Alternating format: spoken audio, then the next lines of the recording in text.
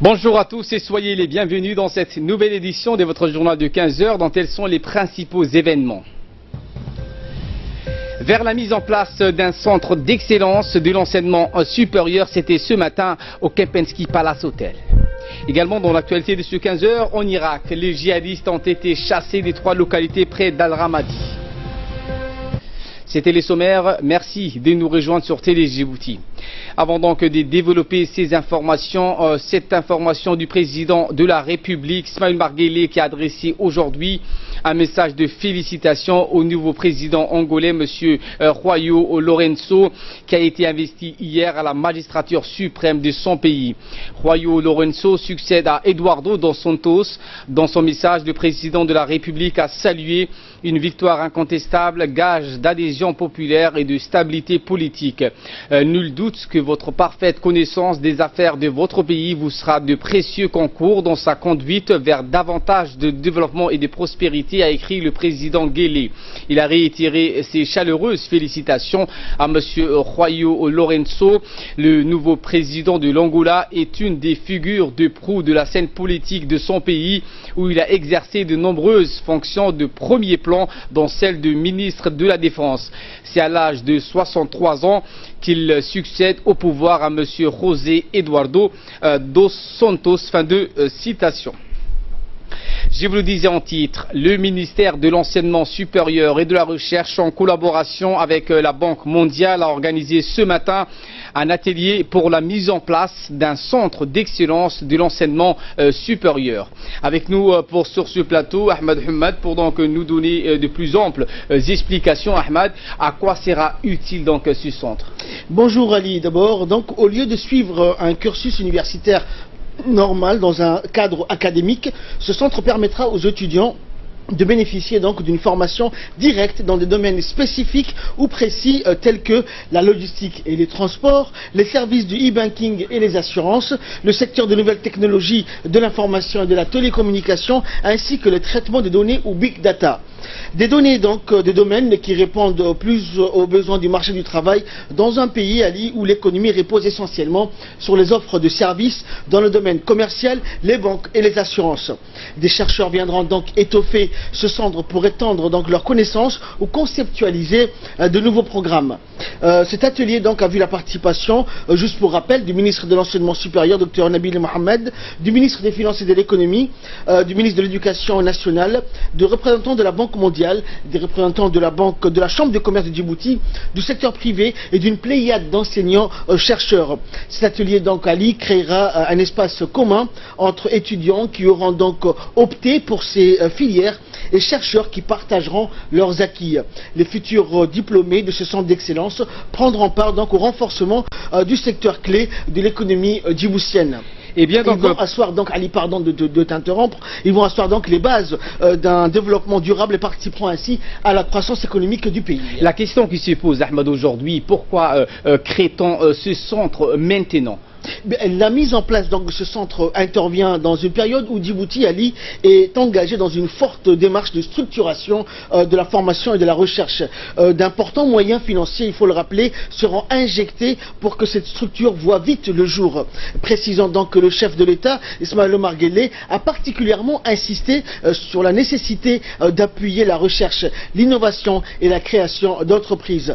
Et le représentant donc de la Banque mondiale, Atousek, qui a également participé à cette réunion, a explicité les raisons qui ont poussé l'institution à choisir Djibouti pour la mise en place de cette structure qui devra aussi accueillir des étudiants de la région. Nous l'écoutons donc.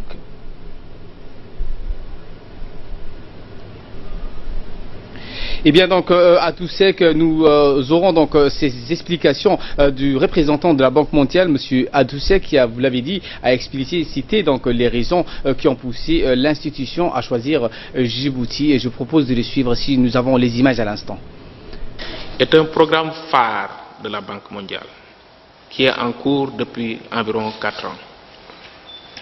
Cette initiative vedette est le premier projet régional à grande échelle dans le domaine de l'enseignement supérieur supporté par notre institution.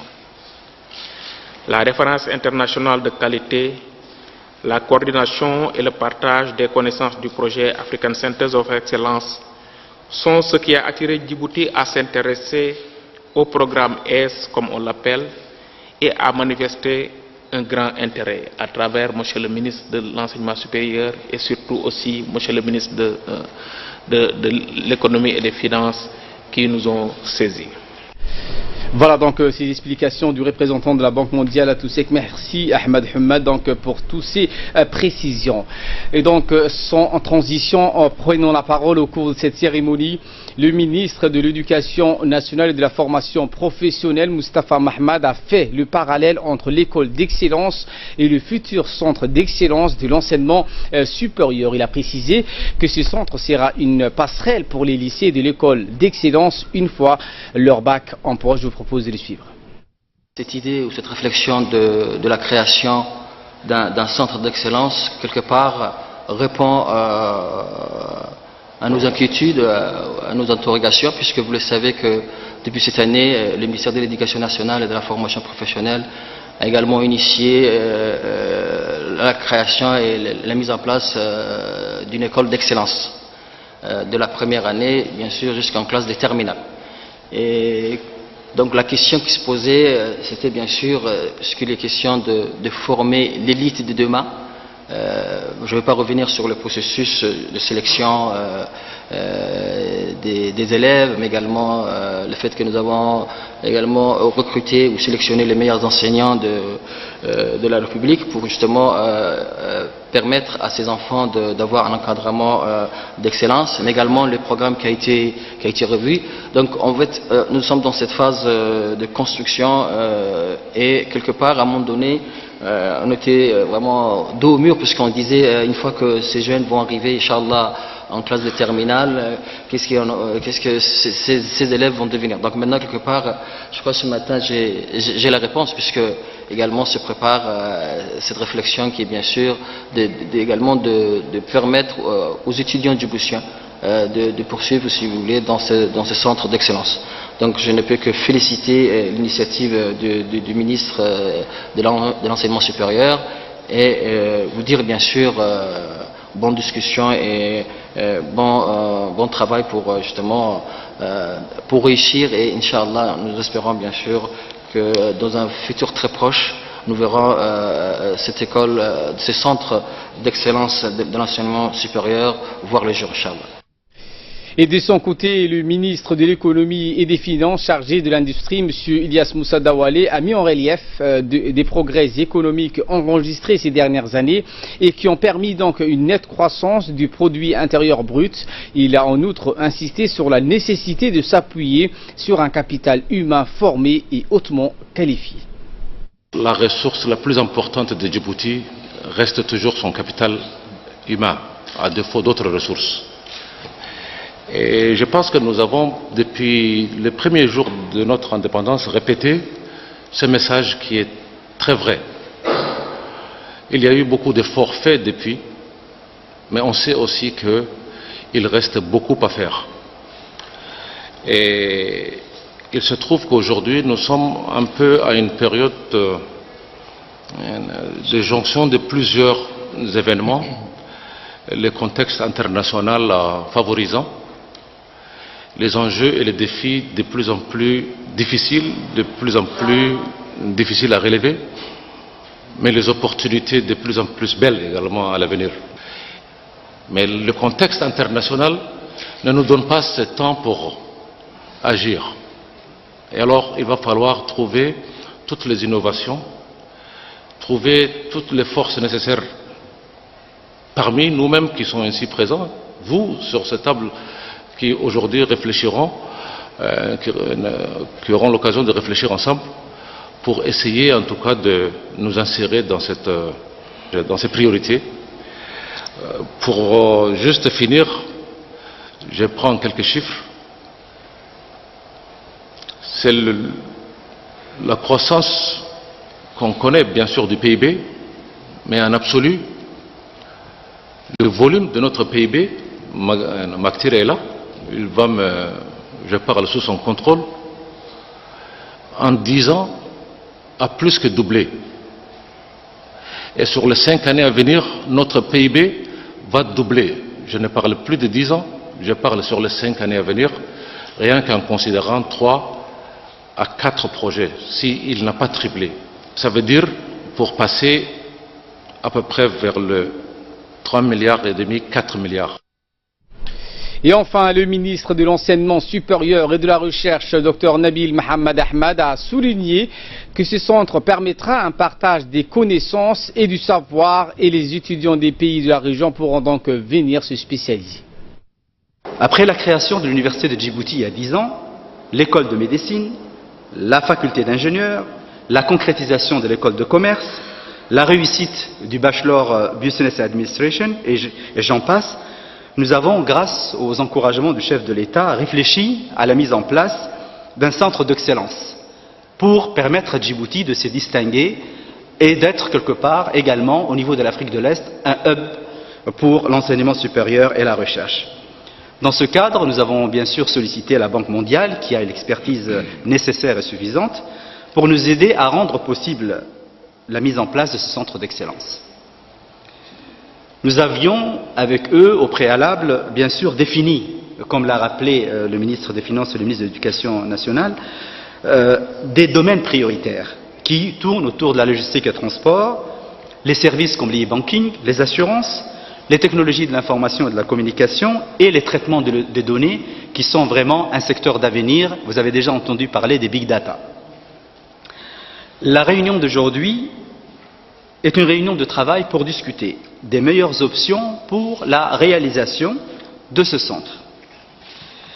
Je voudrais féliciter également Djibouti et la Banque mondiale pour avoir retenu Djibouti comme le premier pays pour la réalisation de ce projet dans sa deuxième phase et d'avoir répondu rapidement à nos aspirations.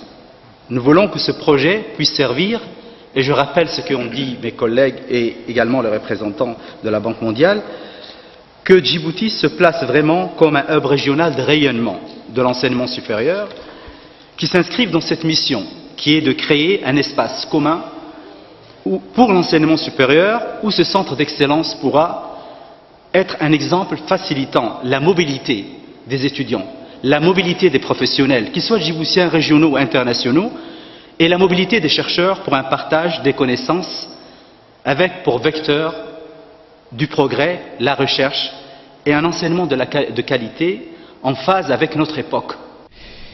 Également, dans l'actualité de ce 15h, le gymnase du lycée d'État entièrement rénové. Cette enceinte sportive a été rénovée par l'association des entreprises chinoises opérant à Djibouti.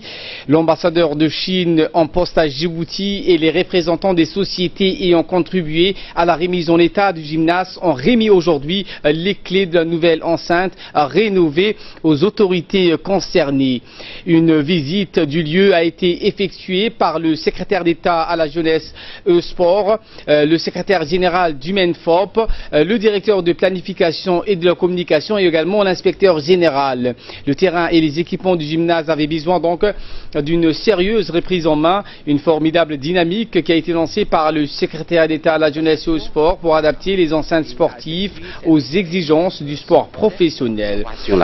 Et toutes les entreprises chinoises à Djibouti, nous voulons bien contribuer au développement économique et culturel. Ce qui permettra donc au cours de PS de se dérouler dans de bonnes conditions.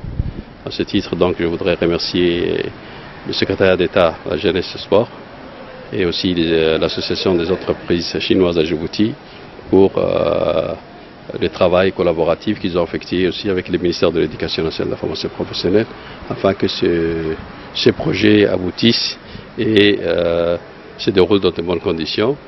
Donc j'espère que les élèves vont avoir des conditions de travail satisfaisantes qui leur permettra donc de développer l'éducation sportive et physique.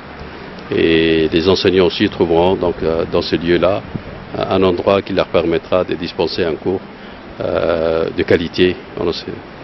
Voilà, donc je crois que le proviseur est à mes côtés et il sait l'importance de ce genre d'activité. C'est l'heure de l'appel à la prière à l'As et je vous retrouve dans quelques instants. الله أكبر الله أكبر الله أكبر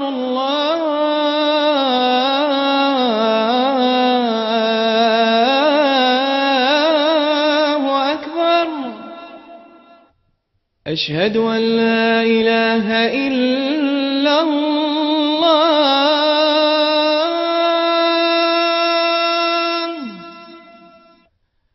أشهد أن لا إله إلا الله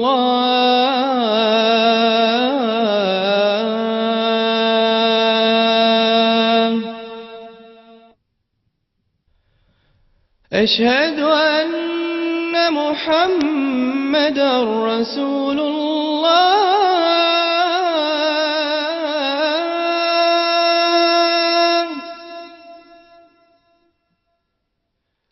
أشهد أن محمدا رسول الله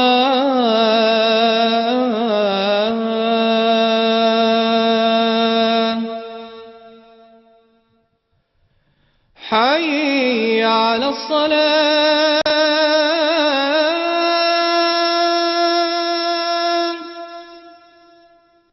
حي على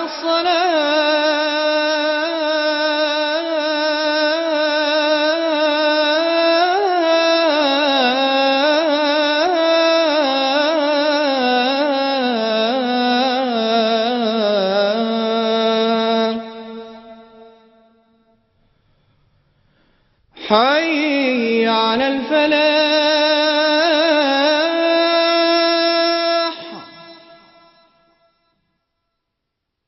حي على الفلاح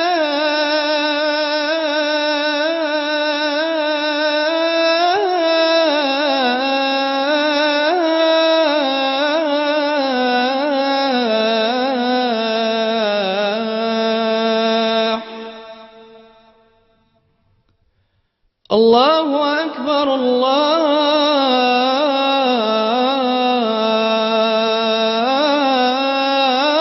الله أكبر لا إله إلا الله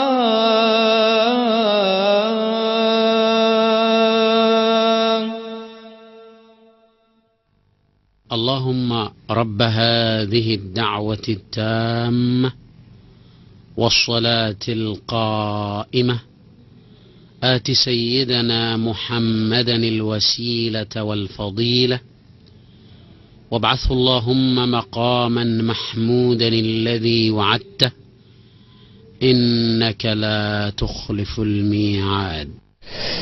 Le ministère des Affaires étrangères et de la coopération internationale a abrité ce matin une importante réunion de consultation, d'échange et d'évaluation des opportunités pour la promotion de la coopération Sud-Sud via les organismes onusiens. Cette rencontre a été coprésidée par le directeur de la coopération par intérim au département des Affaires étrangères, Amin Omar, et donc l'adjointe de la représentante du PNUD, Fatima Al-Sheikh. Cette réunion a vu la participation du haut responsable donc des autres départements ministériels, des représentants du secteur privé et la société civile ainsi que les partenaires de l'aide au développement. Le directeur de la coopération par intérim du ministère des Affaires étrangères a explicité les objectifs de cette rencontre. Aussi, cette rencontre permettra de développer les échanges et le savoir-faire en définissant les orientations pratiques en vue de contribuer aux objectifs de développement nationaux tels que la SCAP et la Vision 2035 et internationale tels que l'Agenda 2030. À l'issue de cette rencontre et de cet exercice, un rapport sera produit dont l'objectif est de donner les instruments utiles aux différents partenaires au développement pour la promotion et le développement de la coopération sud-sud et triangulaire.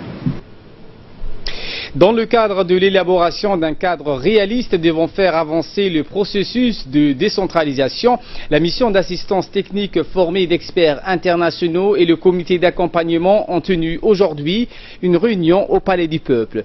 Cette rencontre a été dirigée par M. Yousuf Abdallah, directeur au ministère délégué chargé de la décentralisation. Ce comité d'accompagnement comprend des représentants de la présidence, de la primature, ainsi que de plusieurs autres départements sectoriels.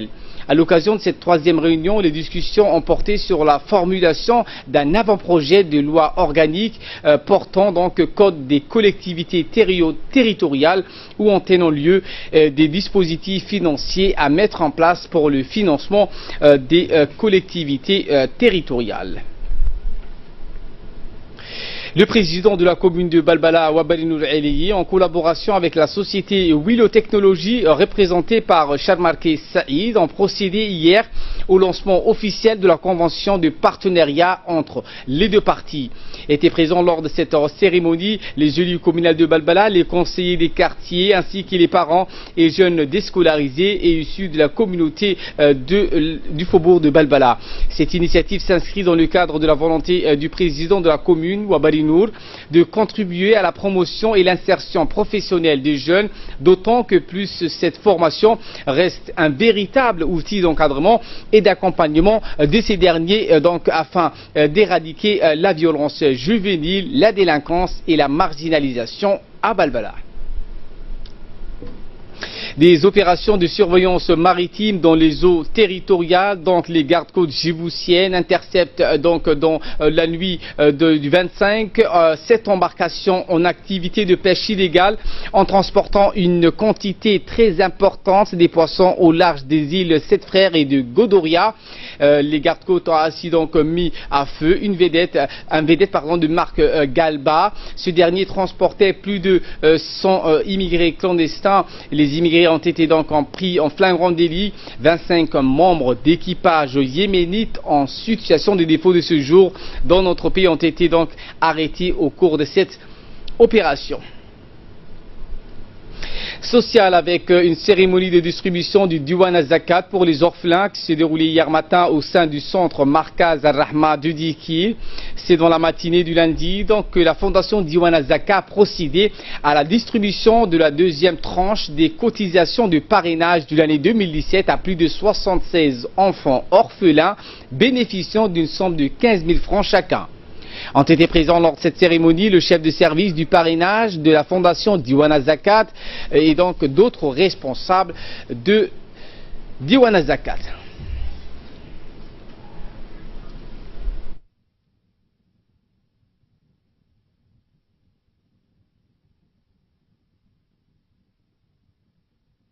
نحن ديوان الزكاة اليوم والتاريخ 25 في شهر 9 سبتمبر 2017 نحن في حصيلة كفالة الأيتام في الدفعة الثانية وعدد الأيتام عددهم 76 يتيما في إقليم الدخل وهذا في كل 3 أشهر. Passons à présent aux nouvelles à travers le monde. Asma Oubaker nous a rejoint sur le plateau. Bonjour Asma. Bonjour à vous. Et en Irak, donc les djihadistes de l'État islamique ont été chassés des 3 localités près de Ramadi. Oui, alors des djihadistes du groupe État islamique ont occupé aujourd'hui, durant quelques heures, 3 villages dans l'ouest de l'Irak avant d'être tués par les forces gouvernementales selon des sources de sécurité. Les forces de sécurité et les tribus ont entrepris le contrôle des localités d'Al-Dash à Majar et la zone 7 km au sud et à l'ouest de Ramadi et tous les membres de Daesh ont été tués, c'est ce qu'a affirmé le chef de la police de la province d'Al-Anbar. Il a précisé que les forces de sécurité procédaient à un ratissage dans ces zones donc pour débusquer des djihadistes qui pourraient encore se cacher. Il y a eu 2 morts dans les rangs des forces de sécurité et 18 civils ont été blessés, dont des femmes, selon une source militaire à l'hôpital de Ramadi.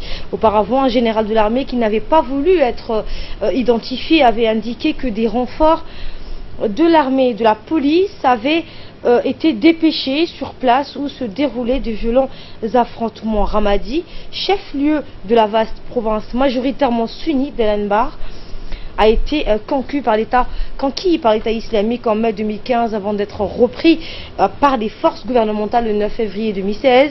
Cette ville est située à une centaine de kilomètres à l'ouest de Bagdad Ali. Et aux États-Unis, cette fois, Donald Trump annonce une visite à Porto Rico dévastée par l'ouragan Maria, et cette visite est très critiquée. Oui, alors le président américain va se rendre la semaine prochaine à Porto Rico, dévasté par l'ouragan Maria. Il a été particulièrement critiqué pour sa réaction lente après cette catastrophe naturelle. Le chef de la Maison Blanche a annoncé qu'il se rendrait la semaine prochaine à Porto Rico pour couper court aux critiques sur sa lenteur de l'aide apportée par son administration à ce territoire américain dévasté par Maria, l'ouragan Maria. Donald Trump s'est entretenu hier avec Ricardo Rossello, le gouverneur de Porto Rico, et lui a promis l'assistance continue de l'État fédéral. Il était notamment accusé de considérer les 3,4 millions d'habitants de l'île comme des citoyens de seconde zone, alors que les portoricains ont la nationalité américaine, sauf qu'ils n'ont pas le droit de vote. Selon les détracteurs, l'aide fédérale avait été plus rapide pour le Texas et la Floride, touchés respectivement par les ouragans Harvey et Irma fin août et début septembre. Ali. Merci Asma pour tous ces éclairages. Merci à vous de l'avoir suivi. On se retrouve à 22 h pour une édition complète.